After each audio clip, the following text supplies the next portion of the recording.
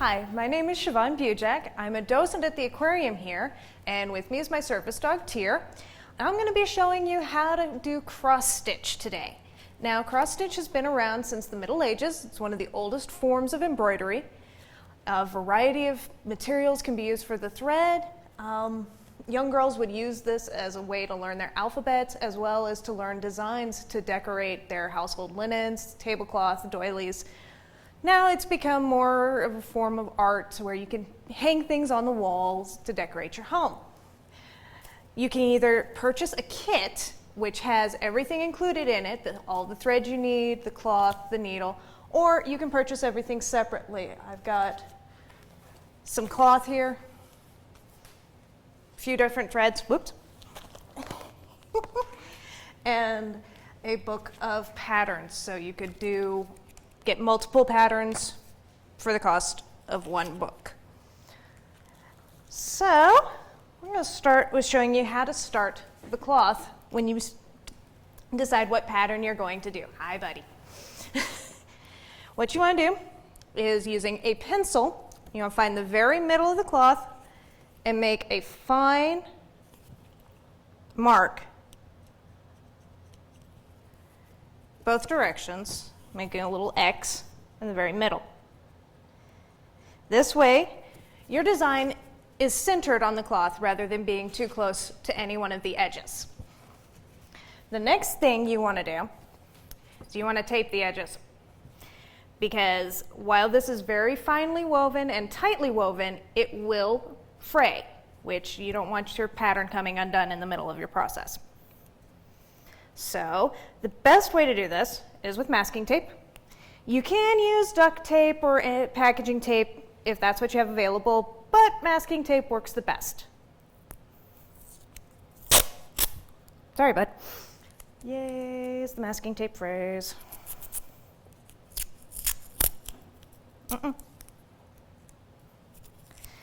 Yes, I know. Yes. Mama's nervous. So you're just going to put a little bit on the edge. Back.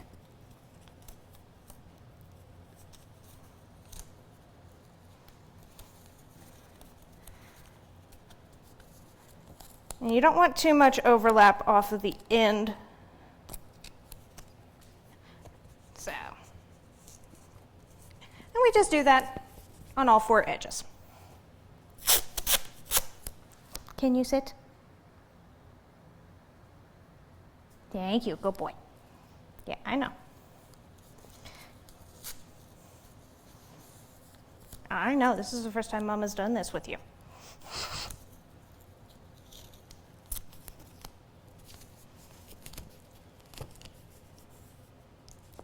Good boy.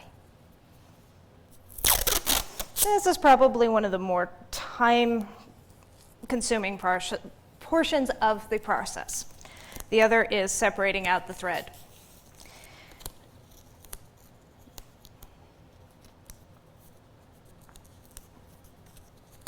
Good boy.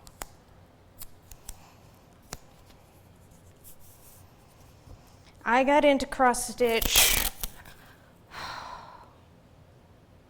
I want to say about 20 years ago.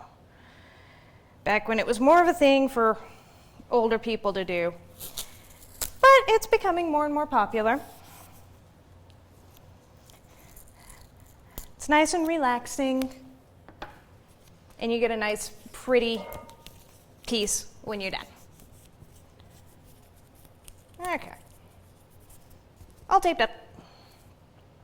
Now, when I start a project, I like to keep the little mark that I made on the back side so that it doesn't risk bleeding through if white gets put right over that mark. Now I'm going to switch to a piece I have been working on. So it's just a little cat. And the main stitch and cross stitch is how it gets its name, because you make an X. Now, make sure I know where I'm supposed to be.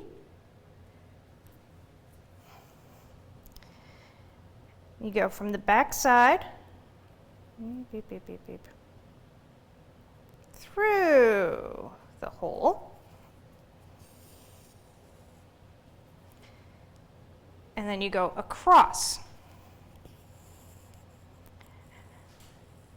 And you do this first little stitch, bother. And I just put that stitch in the wrong spot, which happens. So, unthread the needle and just carefully pick it out. Sometimes I spend more time picking out stitches than stitching. So you use two pieces or two little strands from the embroidery floss. It's usually a 6-stranded piece. If I can thread this, there we go. Yeah, there's the correct spot. And you're going to do all of the stitches for this color on this row. First going up on the left from the back, and then across. Double checking the pattern. Trying not to knot the thread in the process. You never want a knot in the thread unless you're doing a French knot. Okay. Now this row only called for 4 stitches in this color. That was number 4. So now I'm going to come up and go back across, making the X.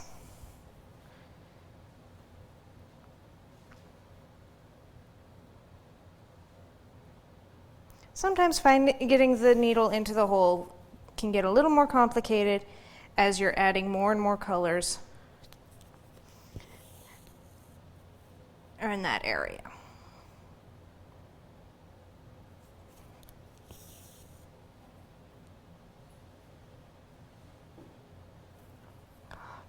Come on, there we go. Especially as you're adding the 4th piece of thread going through any given spot.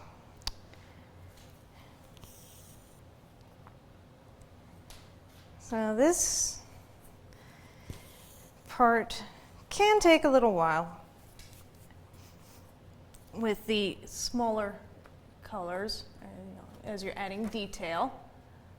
And there we go. And you just move down to the next row and start the process on the next row. You always want to make sure you're doing the correct stitches with the correct thread in the correct spot. Otherwise, you're going to get something that doesn't look quite like what you're going for.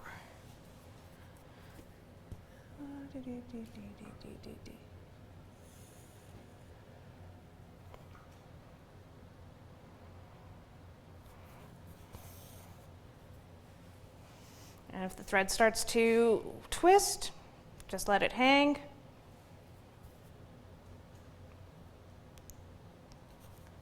So that it lays as flat as possible on the cloth with the other stitches.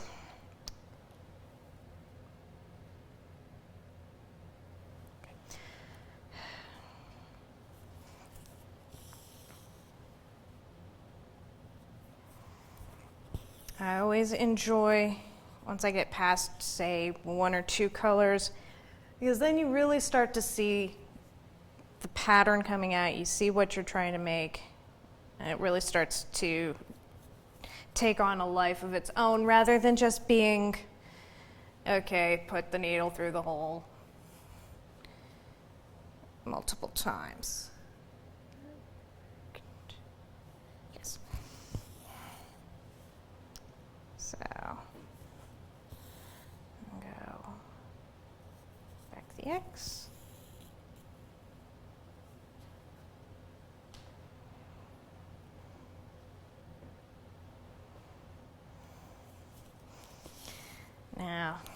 There's not much that's really complicated on this once you get the basic rhythm down. You've got other types of stitches. You've got a half stitch, which would be just the first step of the process for the cross stitch. 3/4 stitch, in which case I would put the needle through the middle of the initial stitch rather than completing the cross. You also have backstitch, which is used to help with the details and outlining the cat, outlining the branch.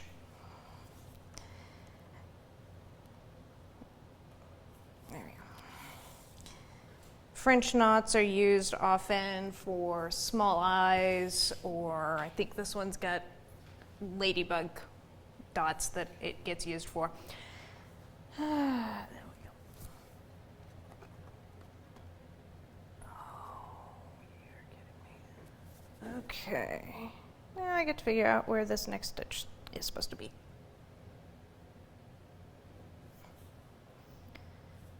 Okay. There we go. That's always the fun part when you're doing starting the next row, is figuring out where the stitch goes. And there are times where, yes, I have to look frequently and pick stitches out. But the finished product is always worth it in my mind.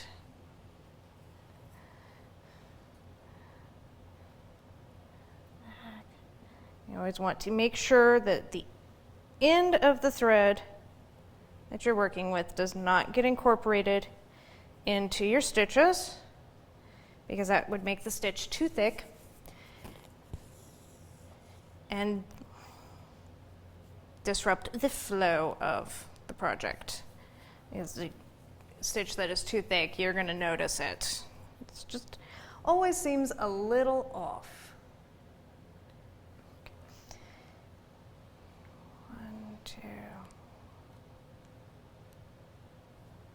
There we go.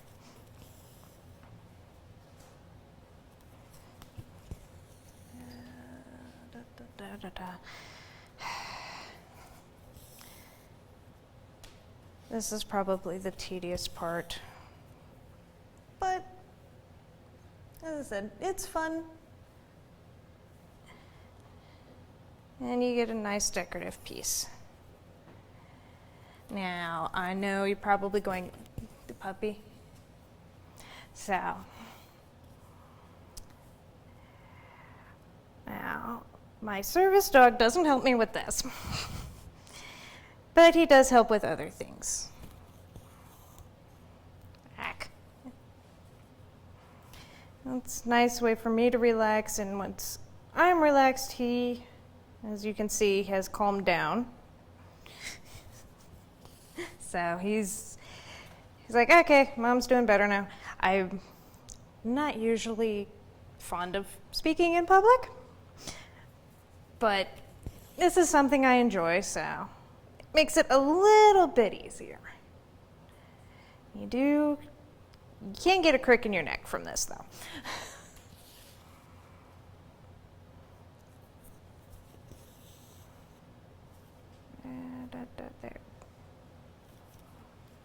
There we go.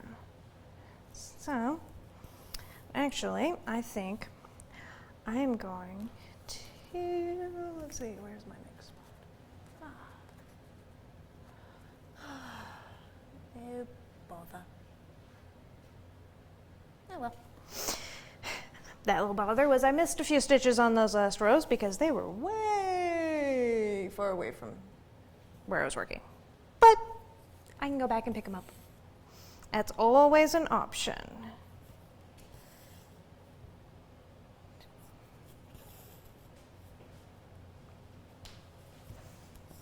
Once I get into a groove, I've spent hours working on a project. I do recommend taking a break every so often, standing up, and letting your hands rest, because holding the needle can get a little tiresome. 1, 2, 3. 1, 2, 3. always count to myself the number of stitches I have to skip to help remember and make sure I stick with the pattern. Sometimes I end up going cross-eyed trying to figure out where my next stitch is supposed to go. So you can use magnifying glass or magnifying glass, magnifying readers in order to see the pattern a little more easily. Okay, here's my next one. 1, 2, skip 2, do 1, skip 1, do 1. 1, 2, and 2.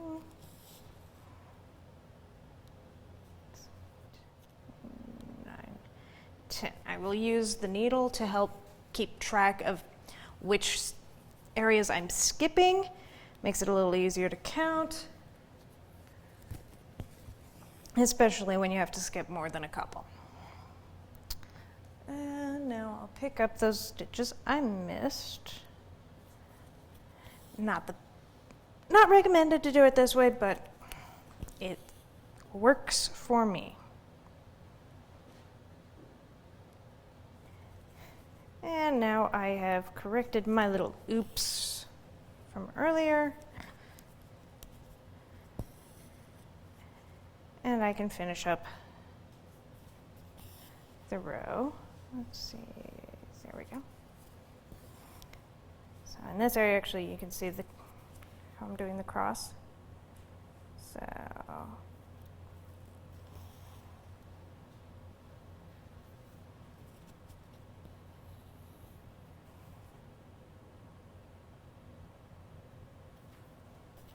you want the stitch to be tight, but not too tight, because you don't want it pulling at the edges of the cloth. Oh, big sigh.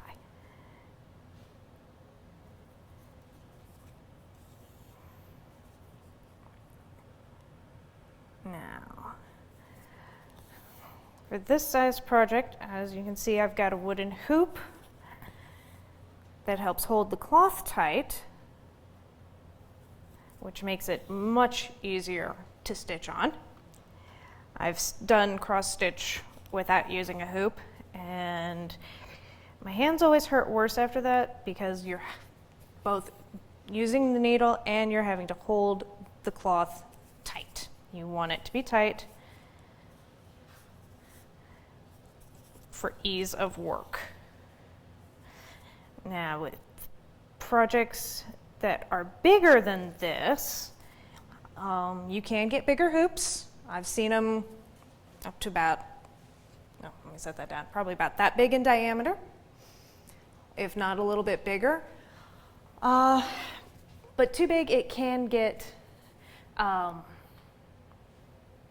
unyieldy. You're holding the hoop on this side and you're trying to work here in the middle. For the really big projects, I have probably would look like a painter's easel that has basically the same function, just two long strips of wood, the top and bottom, so that I can stretch the entire cloth out, and therefore I don't have to worry about moving the hoop for the area that I'm working on a big project that's, say, that size. The hoops also come about that big. That's probably about the smallest hoop I've seen, but if you're working on a project that small, the hoop is almost more trouble than it's worth. I've got a couple of finished projects that are small, and I didn't use a hoop on them. So let's see. We've got, come here, you. This was actually the first cross stitch I did. Didn't use a hoop. You can also make little ornaments. Again, didn't use a hoop on either of these because the hoop would have been bigger than the cloth.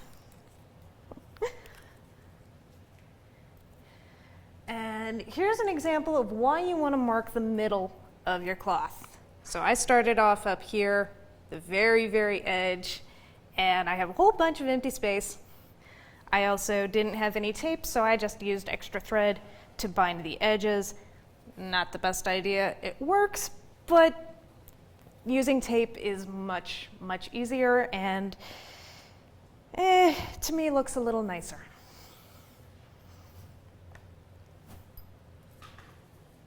Okay, so let's see if I can get to a point where I can show you how to finish off with the piece of thread, and then how to start with the piece of thread. As I said earlier, you don't want knots in this unless you are doing a French knot. So you never start or end the thread with a knot. Find the hole. There we go.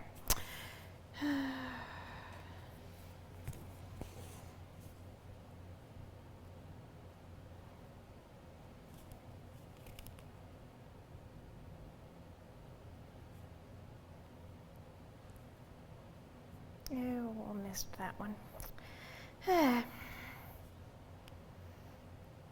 And yes, sometimes when you're working with thread that is a similar color to the cloth or otherwise pale, you can skip stitches. It happens. Don't feel bad.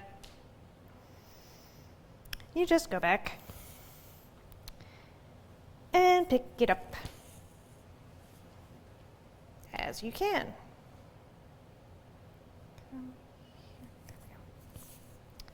What's up, bud? And there we go, got a nice little knot in the thread, which is easily enough to pop out. Most of the time it's just a simple little slip knot, easy to take out. Only rarely have I had a knot form so badly that I've had to actually cut the thread, which is not fun. But again, it happens, especially if you're using a long section of thread. A lot of times they'll tell you don't do anything longer than about 12 inches. I think this thread is 18 inches. So you just have to be careful, but it's no big deal. It happens.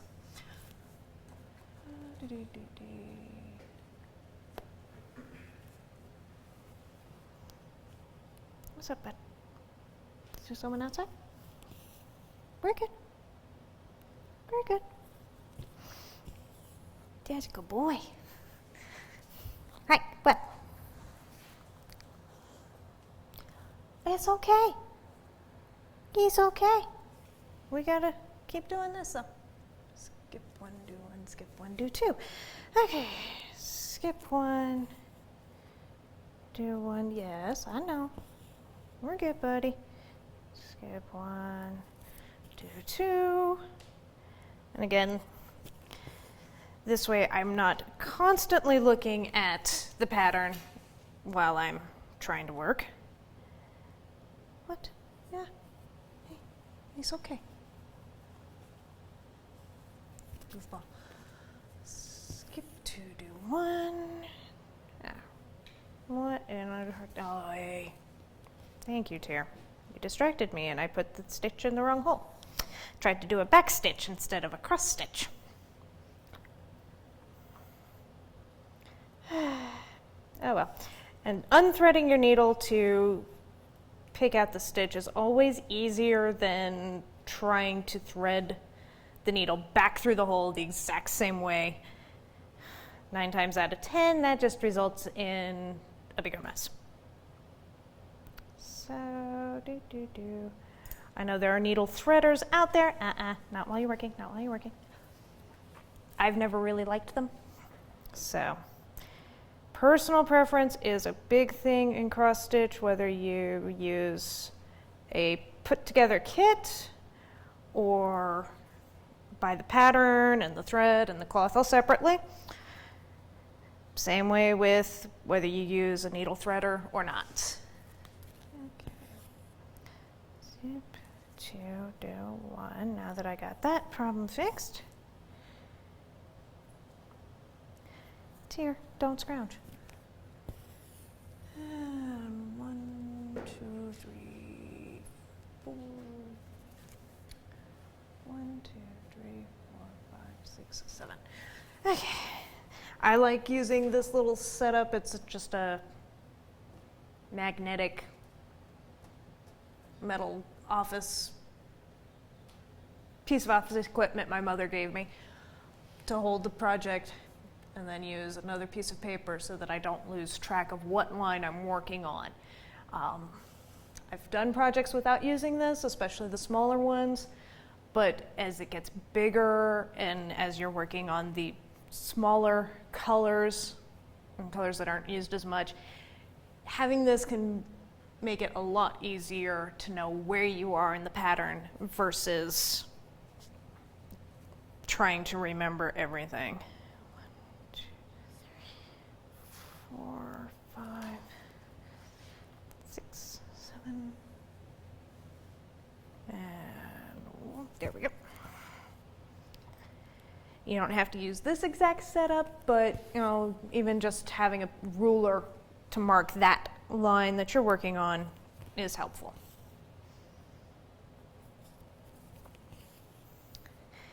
And back the way we came. Oh my God. And as I said earlier, as you're working and you get an area where you've got thread coming out of the individual hole on 3 sides, it gets a little harder to push the needle through.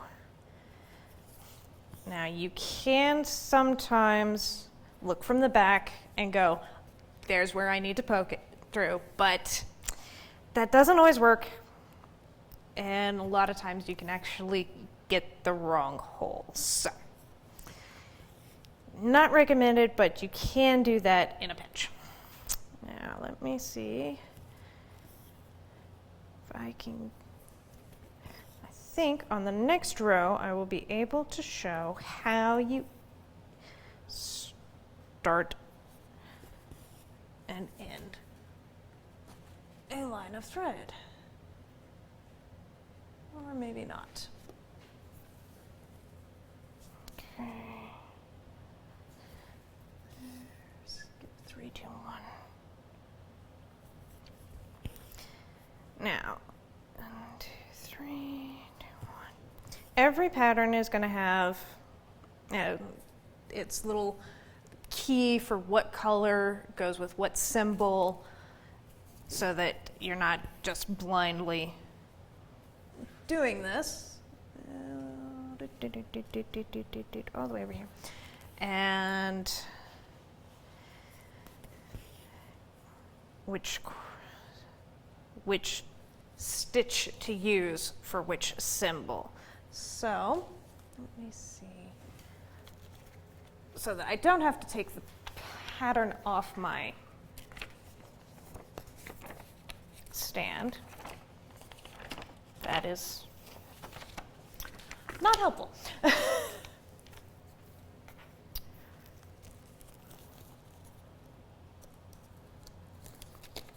Okay, that's interesting.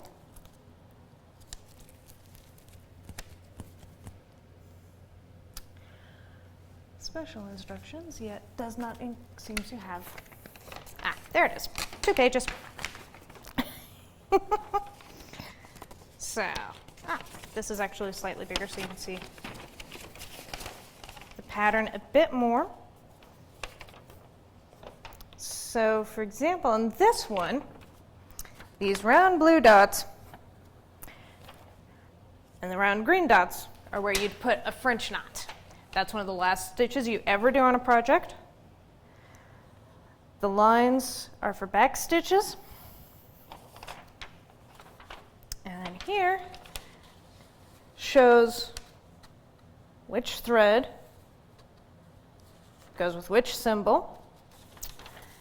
and what you're going to do with each symbol. So we've got the cross stitches. So white, which is in bundle 1. Okay. You use for a double diamond for the cross stitch and a red solid line for the back stitch. So if I do this way, I'll be able to find it better. Yeah. Sometimes it takes a while to find which stitch is which, but that's part of the fun of this. And I will hold that up there, and we'll get back to this and see where did I do that correctly? Yes, I did. Okay. Ow.